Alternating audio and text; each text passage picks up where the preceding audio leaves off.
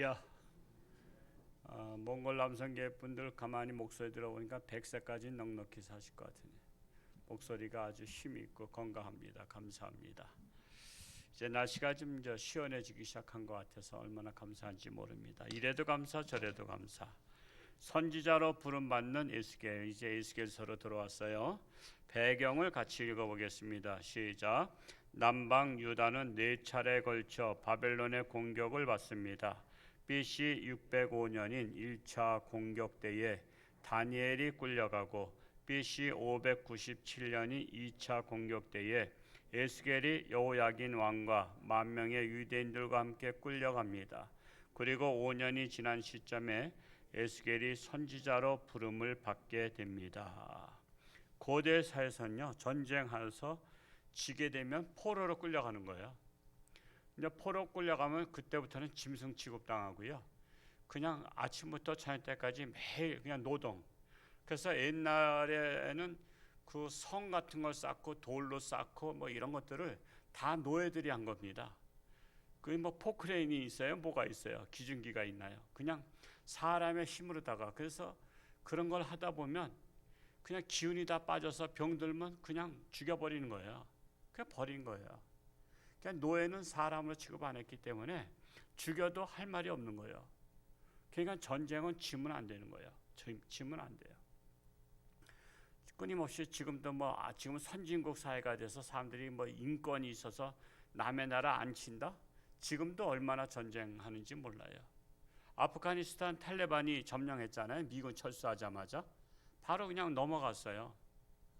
여자들은 집 밖에도 나가지 말라래요. 그냥 집이 천국이니까 집에서만 있으라고. 밖에 나가면은 그 사람들은 그냥 잡아 가두는 거예요. 그러니 집 밖에 못 나와요. 생각해보세요. 우리나라가 만약 그렇다면 여자들은 집 밖에 나가지 마라. 그냥 특수한 학생들만 이제 공부를 시키는데 그들은 이 부룩한가 이게 이거 히잡인가 여러 가지 종류가 있는데 나는 어떤 게 부룩하고 어떤 게 히잡인지 모르겠습니다만 눈만 빼끔히 내밀고 다 뒤집어섰어요. 그래서 여자의 얼굴을 남의 남자한테 보여주는 거는 바로 그냥 강간당한 것 같은 거예요. 그러니까 죽여버리는 거야. 여자가 이걸 안 쓰면 너 얼굴을 다른 남자한테 얼굴 보여줬다. 그건 성적 수치심을 당했다는 거예요.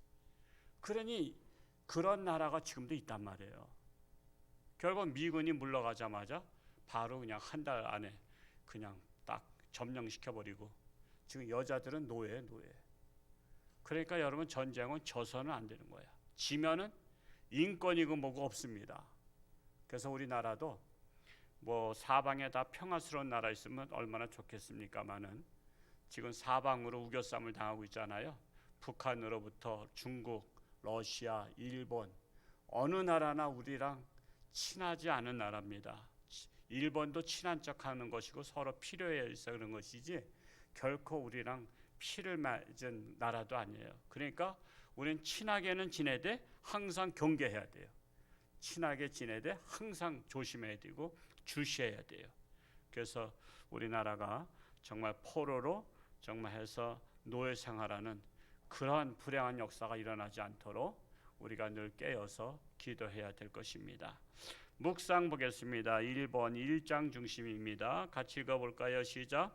바벨론의 포로로 끌려간 지 5년 에스겔의 나이 30살에 영의 눈이 열려 하나님의 보좌와 하나님의 모습을 봅니다.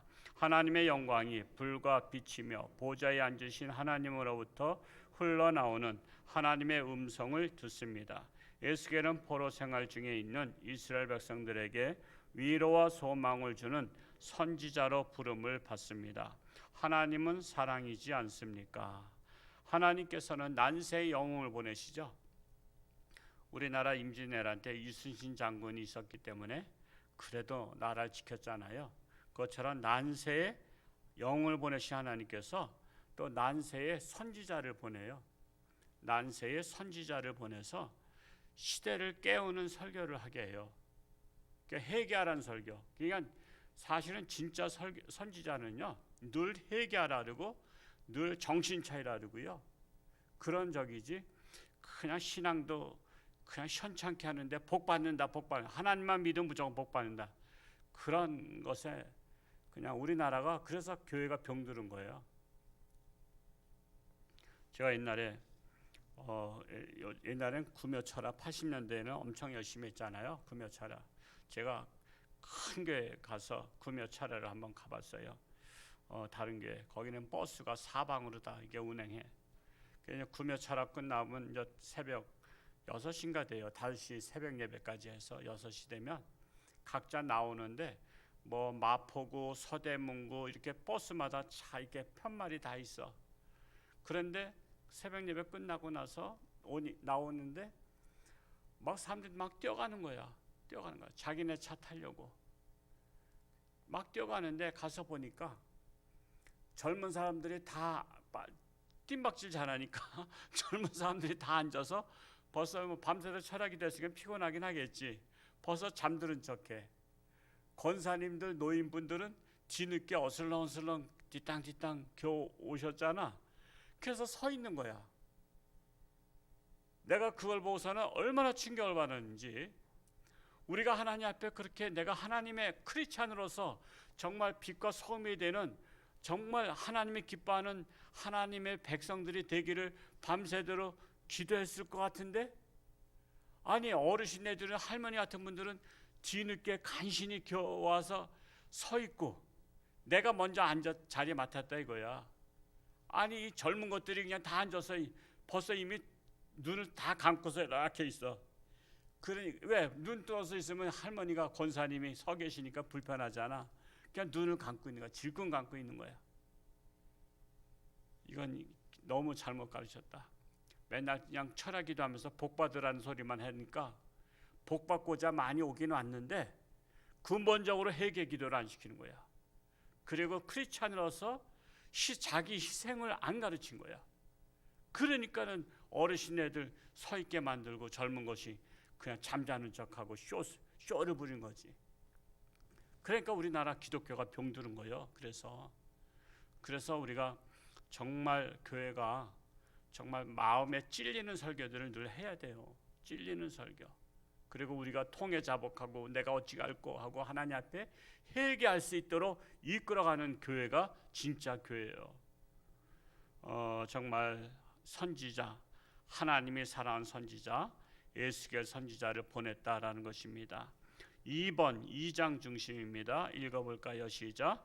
하나님께서 사람들 중에 그 눈과 귀를 열어 주님의 마음을 부어주셔서 이스라엘 백성들에게 말씀하시는 것은 타락하고 범죄하는 백성들을 돌이키게 하기 위함입니다. 이스라엘 백성들이 패역하여 회개를 촉구하는 메시지를 거절하는데도 하나님은 포기하지 않으시고 애절한 마음으로 선지자를 보내시는 겁니다. 인간에게는 자유의지를 주셨어요. 그래서 어린아이도 자유의지가 있어요. 어린아이도요, 엄마가 먹을 거 주는 것하고 지가 먹고 싶은 것하고 같을 수도 있지만 다를 때가 있죠. 그러면 엄마는 건강식품, 애들은 길거리에서 하는 그것들을 먹고 싶어요. 그러면 야 그거 해롭다고 설탕 범벅이 된 거야. 근데도 그게 맛있으니까 싫어하고 먹어. 그게 자유의지입니다. 사람은 자기가 하고 싶은 대로 해요. 그러면 그 자유의지가 없으면요, 그 사람이 아니에요. 그 로봇이에요. 나는 산에 놀러 가고 싶은데 바다 가라 그러면 바다는 싫은 거야. 바다는 싫은데 바다가 가면 그건 곤욕이잖아요. 또 바다가 좋은 사람한테 오늘 산에 가자, 무조건 산에 가는 거야. 그러면은 산에 내가 이 땀을 뻘뻘 흘리면서 이거 올라가면서 내가 오늘 이런 생고생을 하나, 그래서 그건 한 거예요. 사람은 자기가 하고 싶어하는 것을 하는 의지가 있어요. 근데 책임이 있어요. 책임. 선악과를 따먹을 수 있는 자유가 있지만 그걸 따먹는 날엔 정령 죽으리라. 너 그거 책임져야 된다. 근데 인간이 따먹고 나서 책임도 못 지잖아. 사람은 죄를 짓고 나면 책임을 못 져요. 그 책임 못 지기 때문에 예수님께서 대신 십자가 지신 거 아니에요. 예수님이 책임을 지시고. 그래서 우리에게는 자유의지가 있으니까 하나님은 자유의지를 통해서 너희가 정말 하나님의 영광을 위해서 자유의지를 활용하길 원하셔요. 그걸 기뻐하시는 거예요. 억지로 하는 걸 기뻐하는 게 아니야. 하기 싫은데 하나님께서 억지로 하게 하면 하나님도 기쁘지 않아. 그냥 우리가 자유의지를 가지고 스스로 자발적으로 하나님 영광에서 살아갈 때 하나님께서도 기뻐하신다는 것입니다. 그래서 하나님께서는 타락하고 범죄한 백성들 그냥 한 방에 그냥 훅 불면은 그들이 회개할 수도 있지만 스스로 자유의지를 가지고 회개하고 돌이키기를 원하시는 하나님이시다라는 것입니다. 3번 읽어보겠습니다. 시작. 하나님은 에스겔에게 두루마리를 받아 먹으라고 말씀하십니다. 그래서 받아 먹었더니 그 달기가 꿀같습니다. 그러나 그 말씀을 이스라엘 백성들에게 전하는 일은 쓰고 괴로운 일입니다. 선지자는 비록 백성들이 듣지 않을지라도 회개를 촉구하는 말씀을 전해야 합니다. 그렇지 않으면 그들의 죄값을 내 피로 대신해야 합니다. 사명은 고통을 수반합니다. 두루마리는 하나님의 말씀을 상징하고 있죠. 두루마리에는 하나님의 말씀이 기록된 거, 이걸 받아 먹으라, 즉 영의 양식을 먹으라는 것입니다. 여러분, 환자에게는요 양식이 써요. 여러분, 수술하신 분들 입맛이 써서 먹을 수가 없다 그러잖아요. 그래서 병원에서 주는 밥은 물리잖아. 괜찮은데 왜 먹어야 약 먹을 수 있잖아. 근데 써서 못 먹겠어, 구역질 나, 막 그래요. 여러분, 환자는 양식이 씁니다. 그것처럼 우리 신앙도 영적인 신앙인 환자들은요, 즉 신앙이 건강하지 못하고 신앙이 병들면요 하나님의 말씀이 하나님의 말씀이 써서 먹기가 싫어서 안 먹어. 그러니까 여러분, 성경 1년에 한 번도 못 읽어보신 분들은요, 내가 신앙이 병들었나, 왜 이렇게 하나님의 말씀이 안 넘어가요. 말씀이 마태복음 1장이 안 넘어간대. 누가 낳고 하다가 그걸 못 넘긴대. 그게 약이 안 넘어가는 것 같은 거야. 밥이 안 넘어가는 것 같은 거예요. 그래서 우리가 말씀이 달고 정말 그냥 더 읽고 싶고 그래야 되는 거거든. 저도 오늘 새벽에 누가복음을 읽는데 3장 읽으면 다 읽는, 이제 3장 읽으면 누가복음 다 읽는 건데 다 읽고 싶은데 또 새벽 예배 준비를 해야 돼서 그냥 아쉽다 하지만 일단 낮에 읽어야 되겠구나 하고서는 뭐 이렇게 했습니다만, 여러분, 말씀이 읽고 또 읽고 싶어야 돼요. 그래야 이게 내가 건강한 거야.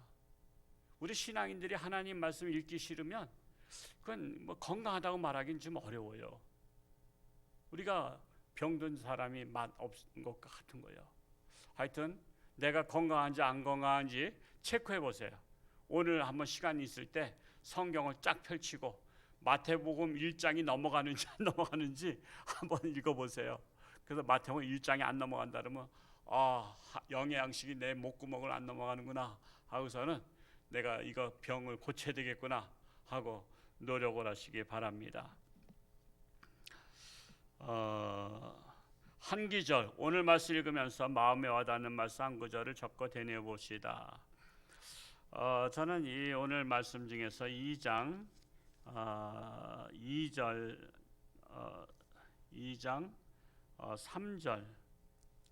3절 말씀 같이 한번 읽어볼까요? 시작.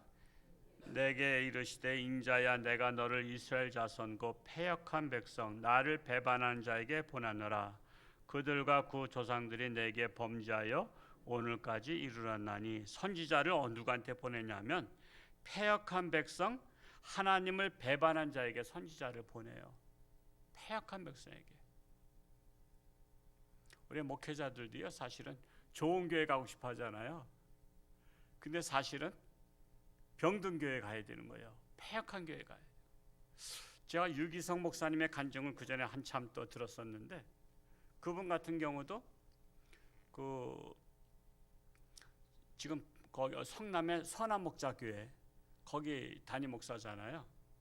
그 교회가 내분이 엄청 있었고 막 했던 교회. 그리고 먼저 교회가 더 컸던 교회예요. 먼저 심하던 교회가 훨씬 커.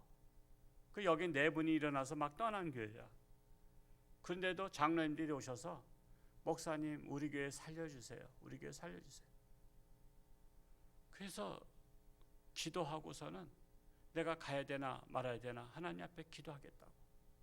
기도하고 가겠다고 하니까 성도들이 또 다 반대하는 거야. 목사님, 그 싸우는 교회 목사님 고생하러 왜 갑니까? 그리고 우리 교회가 더 훨씬 큰데 왜 작은 교회 가서 싸우는 교회 가서 고생하려고 합니까? 내가 목사의 사명 때문에 내가 가야 되지 않냐? 그래서 성도들이 그렇게 붙잡아도 결국은 한 달인가 후에 그냥 허락을 했다는 거 아니야. 저는 그 간증을 제가 들으면서 참 이 시대에 그런 목사님이 있는 것이 참 그래도 우리나라 소망이 있다. 소망이 있어. 어떻게 하면 목회자들도 큰 교회 가려고 좋은 교회 가려고 막 그러잖아요.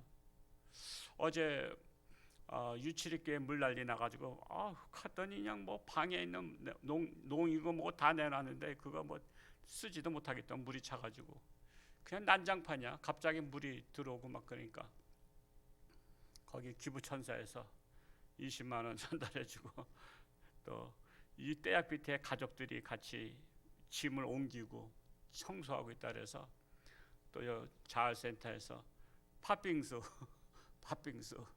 그것도 사가지고 거기까지 갔는데 녹는데요. 그래서 또 이 카페에 있는 얼음 가지고 둘러싸가지고 또 거기만 물 앉아 때 또 공명교회도 행성의 공명교회도 뚝이 무너지고 아주 난리가 났다 그래서 거기도 기부천사에서 20만 원.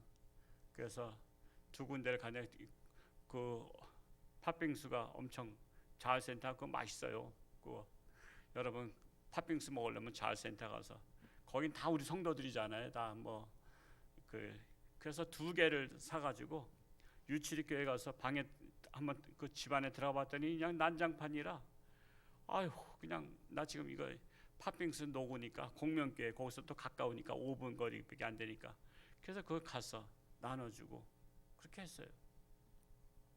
그 참 우리 기부천사가 아주 할 일을 톡톡히 해요. 그 나눠주고 거기 가서 또 공명교회 갔더니 원주 시찰 위원들이 6분이 목사 장로님들 오셨어. 그래서 팥빙수 이렇게 오실 줄 알았으면 내가 한 2-3개를 더 시켜서 가져올 텐데 그냥 하나만 그 목사님 사모님하고 거기 드시라고 가져갔는데 그냥 그래도 그냥 한 숟갈씩 떠 잡숫고 이렇게 하면서 참 그래도 홍천중앙교회가 그래도 우리 강원도에서 어려운 교회들을 돌아보고 이런 것이 끊임없이 그래서 참 우리 강원도에 홍천중앙교회가 있어서 감사하다고 또 저도 쓰임 받아서 감사하죠. 우리 성도들이 기부천사 이렇게 하시고 그래서 정말 필요한 곳에 이렇게 전달할 수 있도록 해주시니 얼마나 감사한지 몰라요. 정말 그러면서 그랬어요. 저도 정말 우리 홍천중앙교회 내가 뭐 한 6년 남았는데 나보다 더 목회를 잘할 목사를 위해서 기도하자 그랬다 했더니 목사님보다 더 잘할 목사가 어디 있어요. 아니 말이라도 고맙긴 하더구만. 그래도 나보다 더 잘하는 목사가 와야지.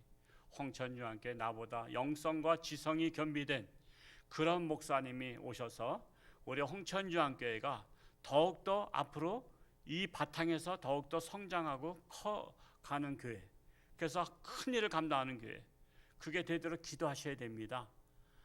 부산에 그 아주 큰 교회 있잖아요. 무슨 목사님이신가? 그 부산의 합동지회, 거기도 후계자를 잘 세웠어요. 김기현 목사님, 호주에 계신 분을, 호주에서 그분도 한 3,000명 목회하시던 분이야. 그분을 그냥 설득을 해서 모셔와서 그 교회가 엄청 더 배나 부흥되고 더 큰 역할을 하고 있어요. 그것처럼 우리는 미래가 더 나은 교회가 돼야 돼요. 미래가. 그래서 우리 홍천중앙교회 홍천중앙교회 좋다고는 소문 났어. 좋다고 소문 나가지고 어중이 떠중이가 오려고 하는 게 아니라 정말 홍천중앙교회 사명자가 와서 더욱더 영성과 지성으로 큰 일을, 세계적인 선교까지 감당할 수 있는 그러한 교회로 발돋움 시킬 수 있는 그런 목회자가 올 수 있도록 우리는 지금부터 기도해야 돼요. 그래서 정말 이 시대에 홍천중앙교회가 이런 사명을 감당할 수 있도록 우리가 기도할 수 있기 바랍니다. 말씀 묵상하면서 나의 삶에 적용할 것과 실제적으로 행동에 옮길 것을 구체적으로 적어봅시다. 나를 미워하던 자들까지도 수용하는 마음의 지경을 넓히자.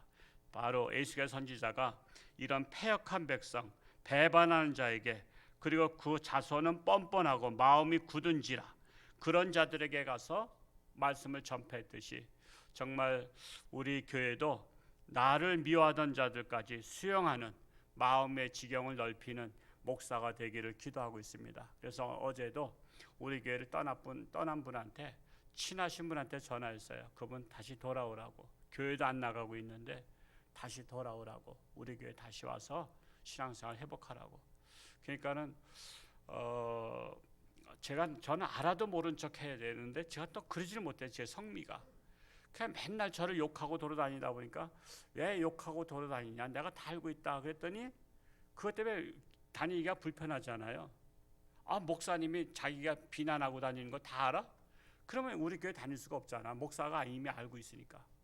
그래서 저는 끝까지 제가 나를 비난하고 아무리 욕해도 내가 모른 척 해야 되는데, 저도 이 성질이 급하다 보니까 이 못돼 먹은 거죠. 성질을 주게 되고 그냥 들어도 못 들은 척, 욕을 하고 비난해도 못 들은 척 해야 되는데, 내가 다 알고 있다 그랬더니 그게 또 전달이 돼가지고 결국 우리 교회를 떠났었는데, 지금 내가 사랑하니까 빨리 잘 설득해서 돌아오라고, 다 과거는 잊어버리고 그냥 돌아오라고 어제 또 간곡히 부탁을 했으니까 아마 돌아올 줄 믿어요. 그래서 지금 한 분 한 분이 나갔던 분들이 돌아오게 된 것도 하나님의 은혜고, 또 제가 마음의 지경을 넓히는 것도 또 기도 제목이니까, 여러분들은 저를 위해서 뭘 기도해야 되겠어요? 우리 목사님 태평양 바다보다 더 넓은 마음 주옵소서라고 기도하시기 바랍니다. 감사하는 성도는 더욱더 풍성한 삶을 살게 됩니다. 오늘 하루 돌아보며 한 줄로 감사 적어봅시다. 우리가 이제 오늘은 이제 시작이니까, 어제도 전도 대상자, 먼저 전도 대상자 만나서 약봉투, 이 약봉투 여러분 필수품으로 갖고 다니시기 바랍니다. 그래서 약봉투를 전달해 줬어요. 그랬더니 홍천주 함께 목사님이시네, 그리고 그래요. 그래서 반응이 좋아서 어제 또 갔어요. 또 갔더니 자기들끼리 그랬대. 우리 교회 다닐까? 그래서 그냥 교회는 안 다녀봤는데 교회 다닐까? 그래서 하여튼 뭐 카페를 하고 있는 분인데, 하여튼 오시라고, 우리가 당신들을 위해서 8시 예배도 있다고. 이제 초신자가 8시 예배 오기는 쉽진 않지만 8시, 9시 반, 10시 반에 문 연대. 그래서 그러면 하여튼 어머니부터 가시도록 해보겠다고. 그래서 아마 이번 주 올지 모르겠습니다만, 하여튼 약봉투 전도지 항상 여러분 필수품으로 갖고 다니시다가 누구 만나면 그냥 그게 대화하기가 좋잖아요. 이렇게. 그래서 하여튼 대화할 수 있는 그런 거리가 되는 것이니까, 세상 사람들은 맞담배 피면서 대화하지만, 술 마시면서 대화하지만 우리는 약봉투 전달해 주면서 이 코로나 시대에 이거 먹고 건강하시라고. 그러면 웃잖아요. 왜? 젤리 먹고 뭐 코로나에 건강해. 근데도 일단은 기분은 좋단 말이야. 그냥 간식이니까. 그렇게 해서 정말 여러분 모두에게 감사가 넘치시길 축복합니다. 글로 쓰는 기도는 영원히 보존되는 기도입니다. 우리나라 망가뜨린 자들을 발본 세곤케 하여 주옵소서. 민노총에서도 아주 그냥 북한의 지령을 받아가지고, 북한에서 이미 방송에 나온 거, 남한을 그냥 조직적으로 미군을 철수시켜라, 사드 배치 반대하라. 그래서 광화문에서 8월 15일 날 집회했잖아요. 지금 미군 철수, 사드 배치 반대, 우리나라 무장 해제, 연수, 한미 훈련 하지 마라. 아니 민노총에서 그런 것까지 지금 데모해요. 북한의 지령을 받아서. 이런 것들이 발본색원될 수 있도록, 그래야 나라가 안정이 돼요. 이런 독소 조항들이 다 발본색원되고 우리나라가 정말 하나님의 나라가 될 수 있도록 기도하시다가 돌아갈 수 있기를 축복합니다. 할렐루야. 고맙고 감사하신 아버지 하나님, 오늘도 새날 주시니 감사합니다. 오늘 하루도 하나님과 동행하며 승리하는 복된 날 되기를 원합니다. 코로나19로 인해서 많은 분들이 정말 감염되고 있지만 면역력이 강해서 능히 감당할 수 있도록 하나님 역사하여 주옵소서. 육신의 질병으로 병원에 입원해 있으며 또한 항암 치료 중에 있는 분도 있습니다. 하나님께서 능히 이길 힘을 주시고 치료하는 광산을 받아서 깨끗함 받고 회복될 수 있도록 은혜를 베풀어 주옵소서. 오늘도 누구를 만나도 어딜 가든 건강 지켜주시고 하나님의 영광 나타나게 하여 주옵소서. 예수님의 이름으로 축복하며 기도하옵나이다. 아멘.